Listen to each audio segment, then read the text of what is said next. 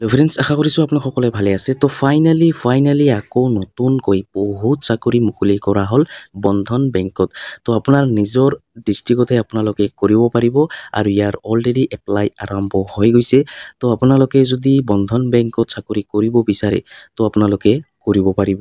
তো আপোনালোকে বন্ধন বেংকৰ চাকৰি কৰিবৰ কাৰণে আপোনাক এডুকেশ্যন কোৱালিফিকেশ্যন কিমান হ'ব লাগিব, বয়স কিমান হ'ব লাগিব, চিলেকশ্যন প্ৰচেছটো কেনেকুৱা হ'ব আৰু আবেদন কৰাৰ সময়ত কোনসকল কেণ্ডিডেটক কিমান এপ্লিকেশ্যন ফিজ দিব লাগিব, সকলো ডিটেইলছ আজিৰ এইটো ভিডিঅ'ত মই আপোনালোকক জনাই দিম। তো ভিডিঅ'টো অলপো স্কিপ নকৰাকৈ প্ৰথমৰ পৰা শেষলৈ চাই থাকিব। আৰু যদি মোৰ চেনেলত নতুন হৈ আছে তেনেহ'লে প্লিজ চেনেলটো ছাবস্ক্ৰাইব কৰিব আৰু কাষত থকা বেল আইকনটো অন কৰি দিব। আৰু এইটো ভিডিঅ' আপোনাৰ বন্ধু বান্ধৱীসকলৰ ওচৰত হোৱাটছআপত ফেচবুকত যিমান পাৰে আপোনালোকে শ্বেয়াৰ কৰি দিব, যাতে সকলোৱে এই ভিডিঅ'টো চাই বন্ধন বেংকৰ চাকৰিৰ বিষয়ে জানিব পাৰে বা এপ্লাই কৰি ল'ব পাৰে। তেন্তে বলক ভিডিঅ'টো আৰম্ভ কৰোঁ। তো প্ৰথমতে আপোনালোকে ইয়াৰ ফুল ডিটেইলছটো জানি লওক। ইয়াৰ পিছত আপোনালোকে আবেদন কেনেকৈ কৰিব মই ভিডিঅ'ৰ শেষত আপোনাক A to Z জনাই দি আছোঁ। তো চাওক ইয়াতে আপোনালোকে বন্ধন বেংক, তো বন্ধন বেংক চাওক এতিয়া আপোনালোকে বন্ধন বেংক ভেকেঞ্চি 2025। তো ইয়াৰ অৰ্গেনাইজেশ্যন নেম হ'ব আপোনাৰ বন্ধন বেংক। পোষ্টৰ নেম চাওক ইয়াতে কিন্তু বহুতকেইটা বিভাগত কিন্তু চাকৰি মুকলি কৰা হৈছে। তো কি বিভাগত চাকৰি মুকলি কৰা হৈছে মই আপোনালোকক জনাই দি আছোঁ। এডমিনিষ্ট্ৰেটৰত পোষ্ট মুকলি কৰা হৈছে, এনালাইষ্টত পোষ্ট মুকলি কৰা হৈছে, এছিষ্টেণ্ট মেনেজাৰত পোষ্ট মুকলি কৰা হৈছে, ব্ৰাঞ্চ মেনেজাৰত পোষ্ট মুকলি কৰা হৈছে, বিজনেছ ডেভেলপমেণ্ট মেনেজাৰত পোষ্ট মুকলি কৰা হৈছে, কালাৰত পোষ্ট মুকলি কৰা হৈছে, কালেকশ্যন অফিচাৰত পোষ্ট মুকলি কৰা হৈছে, তাৰপিছত কাষ্টমাৰ ৰিলেশ্যনশ্বিপ মেনেজাৰত পোষ্ট মুকলি কৰা হৈছে, কাষ্টমাৰ ছাৰ্ভিচ এক্সিকিউটিভত পোষ্ট মুকলি কৰা হৈছে, ফাইনেন্স এণ্ড একাউণ্টিঙত পোষ্ট মুকলি কৰা হৈছে, জেনেৰেল মেনেজাৰত পোষ্ট মুকলি কৰা হৈছে আৰু মেনেজাৰতো পোষ্ট মুকলি কৰা হৈছে, হেড অফ অপাৰেশ্যনত পোষ্ট মুকলি কৰা হৈছে, প্ৰবেশ্যনাৰী অফিচাৰত পোষ্ট মুকলি কৰা হৈছে, ৰিকভাৰী অফিচাৰত পোষ্ট মুকলি কৰা হৈছে, ৰিলেশ্যন মেনেজাৰত পোষ্ট মুকলি কৰা হৈছে, এক্সপাৰ্ট অফিচাৰত পোষ্ট মুকলি কৰা হৈছে আৰু নেটৱৰ্ক ইঞ্জিনিয়াৰতো পোষ্ট মুকলি কৰা হৈছে। তো বহুতকেইটা বিভাগত কিন্তু চাকৰি মুকলি কৰা হৈছে। তো আপোনালোকে যদি চাকৰি কৰিব বিচাৰে বন্ধন বেংকত তো আপোনালোকে কৰিব পাৰিব আৰু এই চাকৰিটো আপোনালোকে নিজৰ ডিষ্ট্ৰিক্টতে আপোনালোকে কৰিব পাৰিব। তাৰপিছত আপোনালোকে চাওক এপ্লাই মোড আপোনাৰ অনলাইন হ'ব, তো আপোনাক অনলাইন এপ্লাই কৰিব পাৰিব। আৰু এটা ভাল কথা হ'ল আপোনালোকে ইয়াতে যিসকলৰ এক্সপিৰিয়েঞ্চ আছে সেইসকলো আবেদন কৰিব পাৰিব, চাকৰি কৰিব পাৰিব। আৰু যিসকলৰ এক্সপিৰিয়েঞ্চ নাই, জিৰ' এক্সপিৰিয়েঞ্চ, সেইসকলো কিন্তু এই চাকৰিটোৰ বাবে আবেদন কৰিব পাৰিব বা আপোনালোকে বন্ধন বেংকত চাকৰি কৰিব পাৰিব। তো দুটাই কিন্তু আপোনালোকে পাৰিব।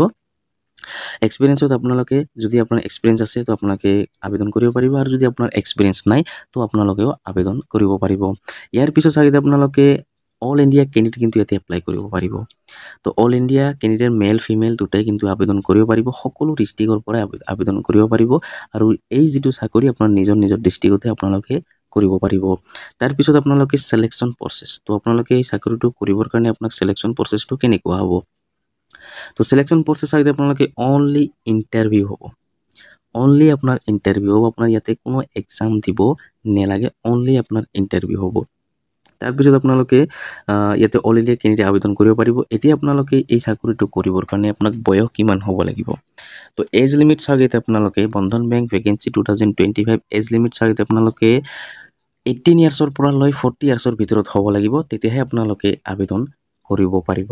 তো আপোনালোকে ভালকৈ শুনি ল'ব, যিসকলৰ 18 ইয়াৰ্ছ হৈ গৈছে, 18 ইয়াৰ্ছৰ পৰা 40 ইয়াৰ্ছ হৈ গৈছে তো আপোনালোকে আবেদন কৰিব পাৰিব। এইটো হ'ল জেনেৰেল কেণ্ডসকলে, যিসকল জেনেৰেল হয় সেইসকল 18 ইয়াৰ্ছৰ পৰা লৈ 40 ইয়াৰ্ছৰ ভিতৰত হ'ব লাগিব। আৰু ইয়াতে এজ ৰিলেক্সন লাভ কৰিব যিসকলে SC ST OBC হয় সেইসকল কিন্তু ইয়াতে এজ ৰিলেক্সন লাভ কৰিব। তাৰপিছত আপোনালোকে এপ্লিকেশ্যন ফিজ, তো যেতিয়া আপোনালোকে আবেদন কৰিব তো আবেদন কৰাৰ সময়ত আপোনাক এপ্লিকেশ্যন ফিজ কিমান দিব লাগিব। তো চাগে আপোনালোকে 1 টকা আপোনাক দিব নালাগে। জেনেৰেল OBC SC ST সকলোৱে ফ্ৰী আপোনালোকে আবেদন কৰিব পাৰিব বা আপোনালোকে ফ্ৰী আপোনালোকে চাকৰিটো লাভ কৰিব। আপোনাক কোনো দালালকো পইচা আপোনাক দিব নালাগে, নিজে আপোনালোকে আবেদন কৰিব আৰু নিজে আপোনালোকে চাকৰিটো লাভ কৰিব। আৰু ইয়াতে যিটো এক্সাম যিটো আপোনাৰ চিলেকশ্যন প্ৰচেছ এইটো অনলি ইণ্টাৰভিউ হ'ব। ইণ্টাৰভিউত একদম ইমান হাৰ্ডো নহয়, ইজিলি আপোনালোকে ইণ্টাৰভিউত পাছ হ'ব পাৰিব। তো আপোনালোকে যদি চাকৰি কৰিব বিচাৰে তো দেৰি নকৰিব, সোনকালে আপোনালোকে আবেদন কৰি লৈ ল'ব, কাৰণ ইয়াৰ অলৰেডি এপ্লাই আৰম্ভ হৈ গৈছে। এতিয়া আপোনালোকে এই চাকৰিটো কৰিবৰ কাৰণে আপোনাক এডুকেশ্যন কোৱালিফিকেশ্যন কিমান হ'ব লাগিব, যিটো আপোনাৰ পঢ়া শুনা, তো পঢ়া শুনা অৰ্হতাটা আপোনাৰ কিমান হ'ব লাগিব সেইটো আপোনালোকে জানি লওক। তো চাগে আপোনালোকে 10 পাছৰ পৰা লৈ 10 পাছৰ পৰা লৈ high secondary bachelor degree PG engineer pass সকলোৱে কিন্তু আবেদন কৰিব পাৰিব। তো মিনিমাম 10 পাছ হ'ব লাগিব, কাৰণ ইয়াৰ যিটো চাকৰি মুকলি কৰা হৈছে বহুতকেইটা বিভাগত চাকৰি মুকলি কৰা হৈছে। তো বেচেলাৰ ডিগ্ৰী পাছ কৰাখিনিসকলে আবেদন কৰিব পাৰিব। PG ইঞ্জিনিয়াৰিং আৰু আপোনালোকে হাই ছেকেণ্ডাৰী গ্ৰেজুৱেট সকলোৱে কিন্তু আবেদন কৰিব পাৰিব। আৰু আপোনালোকে যদি চেম্পল মেট্ৰিক পাছ কৰিছে তো সেই সকলো কিন্তু আবেদন কৰিব পাৰিব বা আপোনালোকে চাকৰি কৰিব পাৰিব বন্ধন বেংকত। তো আপোনালোকে নিশ্চয় গম পালে এডুকেশ্যন কোৱালিফিকেশ্যন কিমান হ'ব লাগিব।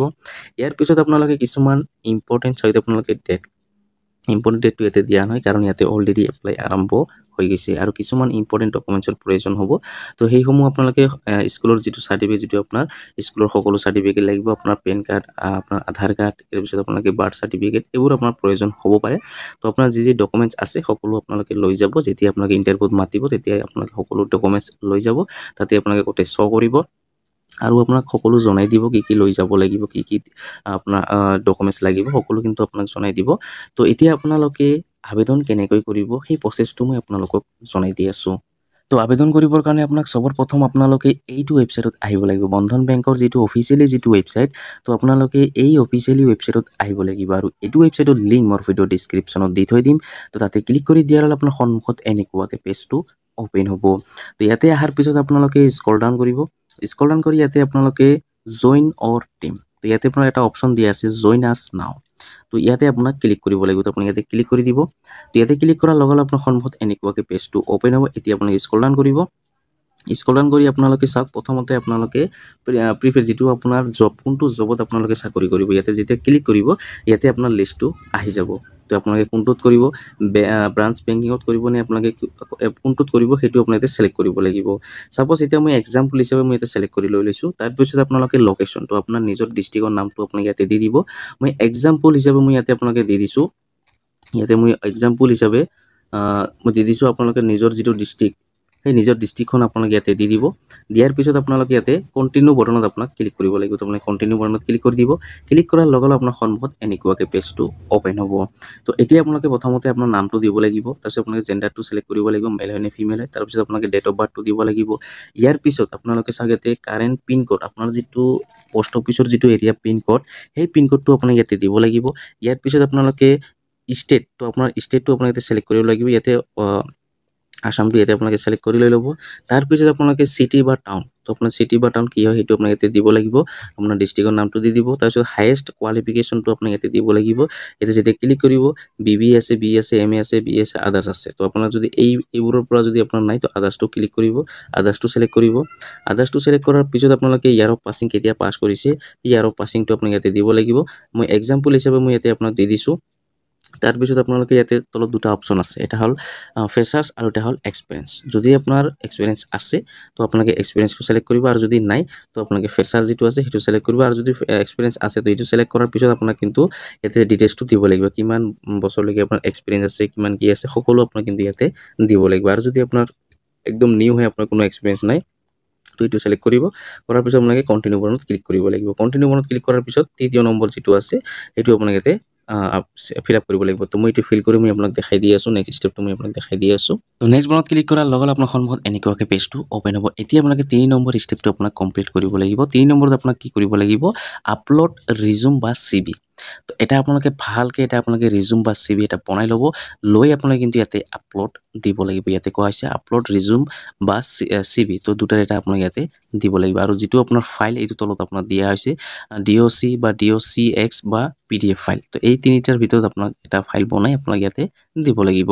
তাৰপিছত আপোনালোকে এক্টিভ থকা আপোনাৰ মোবাইল নম্বৰ, যিটো আপোনাৰ মোবাইল নম্বৰ এক্টিভ আছে সেই মোবাইল নম্বৰটো দিব। তাৰপিছত ইমেইল আইডিটো আপোনাক এক্টিভ থকা দিব, কাৰণ আপোনাৰ যিবোৰ ইনফৰমেশ্যন দিব লগা আছে বা আপোনাক দিব সেইটো আপোনাৰ ইমেইলৰ জৰিয়তে আপোনাক দি দিব, বা আপোনালোকে টেক্সট মেছেজৰ জৰিয়তে আপোনাক দি দিব। তো সেইকাৰণে আপোনালোকে যিটো মোবাইল নম্বৰ আৰু ইমেইল আইডি, এই ইমেইল আইডিটো এক্টিভ থকা দিব আৰু মোবাইল নম্বৰটো আপোনালোকে এক্টিভ থকা দিব। তাৰপিছত দিয়াৰ পিছত আপোনালোকে চাওক ছাবমিট বাটনত ক্লিক কৰিব লাগিব। বাছ এইখিনিয়ে আপোনালোকে ফিল আপ কৰিব। ফিল আপ কৰি আপোনালোকে ছাবমিট বাটনত ক্লিক কৰিব। ক্লিক কৰাৰ পিছত কেইদিনমান পিছতে আপোনাক কল কৰিব। কল কৰি আপোনাক সকলো ডিটেইলছ আপোনাক জনাই দিব ইয়াৰ যিটো মেইন যিটো আপোনাৰ ৰিজিউম, এই ৰিজিউমটো আপোনালোকে ভালকৈ বনাই দিব। ৰিজিউমটো চাইয়ে আপোনাক কিন্তু কণ্টেক্ট কৰিব। যদি আপোনাৰ ৰিজিউমটো ভাল হয়, আপোনাৰ এডুকেশ্যন কোৱালিফিকেশ্যন যিটো আপোনালোকে যিটো চাকৰি বা যিটো পষ্টত চাকৰি কৰিব, সেই চাকৰিটো আপুনি যোগ্য হয় নে নাই সেইটো আপোনালোকে ভালকৈ চাব। চোৱাৰ পিছত যদি যোগ্য হয় তো আপোনালোকক ইয়াতে কণ্টেক্ট কৰিব। মেইল হওক বা আপোনালোকে কণ্টেক্ট নম্বৰতে কল কৰিব পাৰে বা মেইলতো বা আপোনাক কণ্টেক্ট কৰিব পাৰে। তো দুটাৰ এটাত আপোনাক কৰিব পাৰে। তো আপোনালোকে যদি বেংকত চাকৰি কৰিব বিচাৰে, বন্ধন বেংকত, তো আপোনালোকে কৰিব পাৰিব। তো এনেকৈ আপোনালোকে আবেদন কৰি লৈ ল'ব। তো আপোনালোকে নিশ্চয় গম পালে।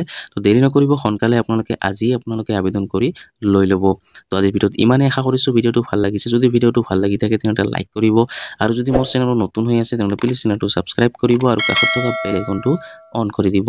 আৰু এইটো ভিডিঅ' আপোনাৰ বন্ধু বান্ধৱীসকলৰ ওচৰত হোৱাটছআপত, ফেচবুকত যিমান পাৰে আপোনালোকে শ্বেয়াৰ কৰি দিব, যাতে সকলোৱে এই ভিডিঅ'টো চাই বন্ধন বেংকৰ চাকৰিৰ বিষয়ে জানিব পাৰে বা এপ্লাই কৰি ল'ব পাৰে। ধন্যবাদ।